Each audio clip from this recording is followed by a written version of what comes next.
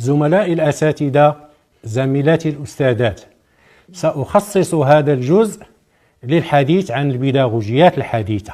أشير إلى أن المقاربة بالكفايات تستند إلى مرجعيات نظرية وبيداغوجية متعددة، هي مرجعيات تركز على المتعلم وتحول دور المدرس من ملقن إلى منشط وموجه وقائد، مما يفرض الانفتاح على طرائق بيداغوجية وتقنيات التنشيط وبيداغوجيات تصب في هذا المنحى.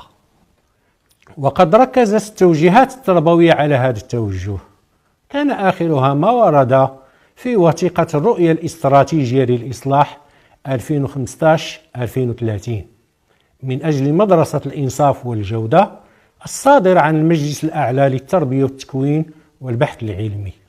فما هي أهم التوجيهات التي وردت في هذه الرؤية الاستراتيجية بشأن المقاربات البيداغوجية؟ وما هي أهم البيداغوجيات التي يمكن للمدرس الانفتاح عليها في ظل تبنيه التدريس وفق المقاربة بالكفايات؟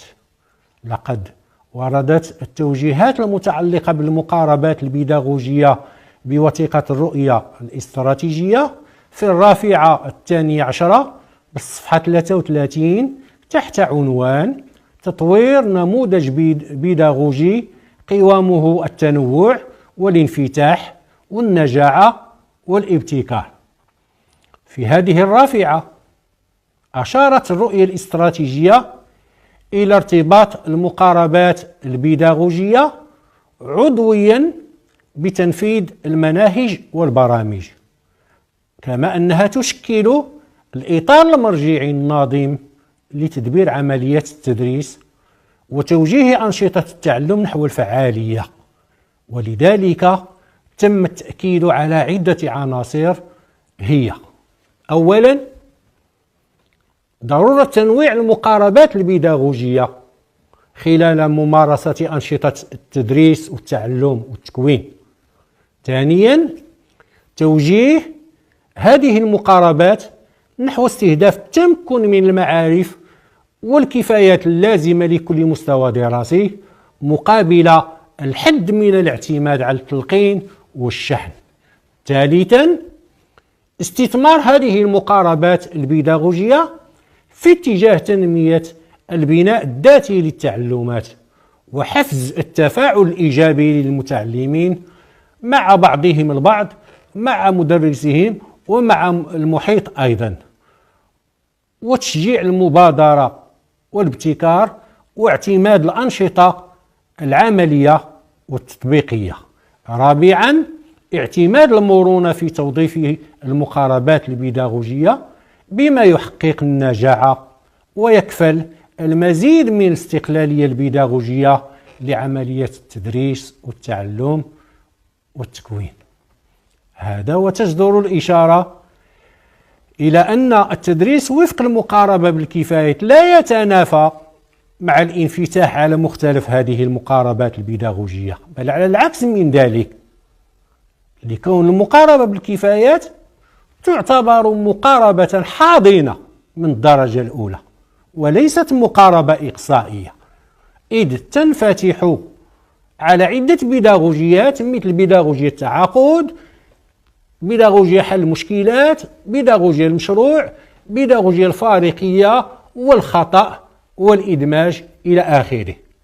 كما تجدر الإشارة إلى أن مختلف المقاربات البيداغوجية تشكل إطارا مرجعيا ناظما لعملية التدريس وموجها لأنشطة التعلم، علما بأن تنوع المقاربات البيداغوجية من شأنه أن يخلق فرصا خصبة لتحقيق نجاعة في التدريس وجودة أحسن في التحصيل.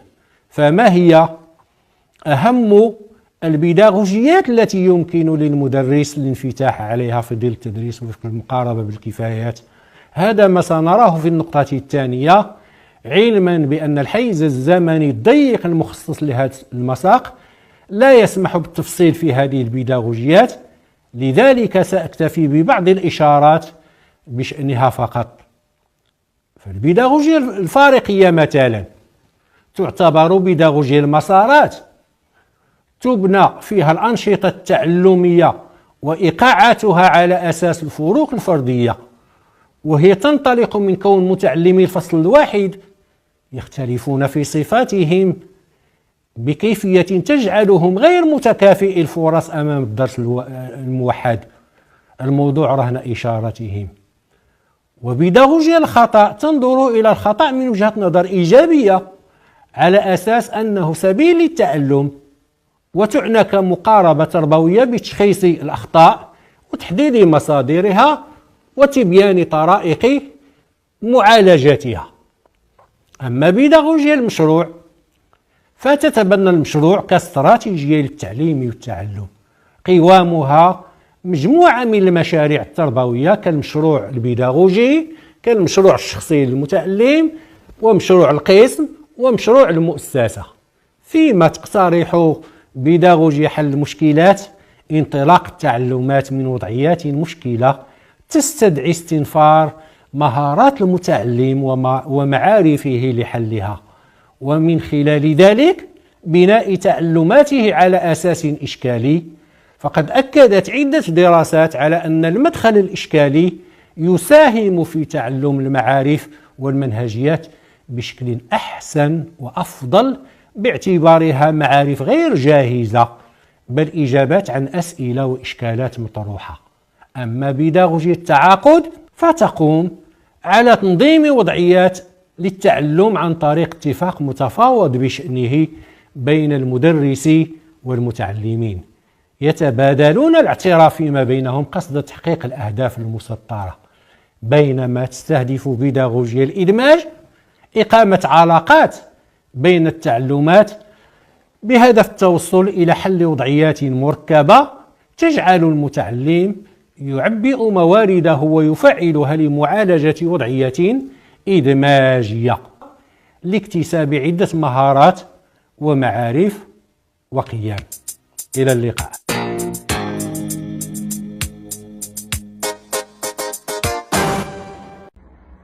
السلام عليكم. والله العظيم في هذا الفيديو هذا غنعطيكم واحد الدعاء اللي انا شخصيا جربته، وغنعاود لكم قصه ديالتي مع الناس اللي عندهم مشكل باش ينوضوا صلاه الفجر، ما كيقدروش ينوضوا، لا كيعياو وكيكونوا فيهم نعاس بزاف ولا سهرانين ما كيقدروش ينوضوا.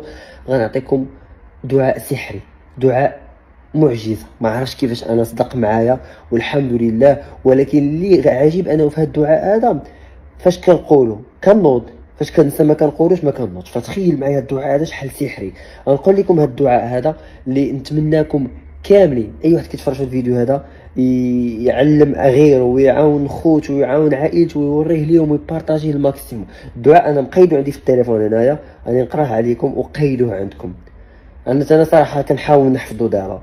اللهم لا تنسيني ذكرك ولا تؤمني مكرك ولا تجعلني من الظالمين.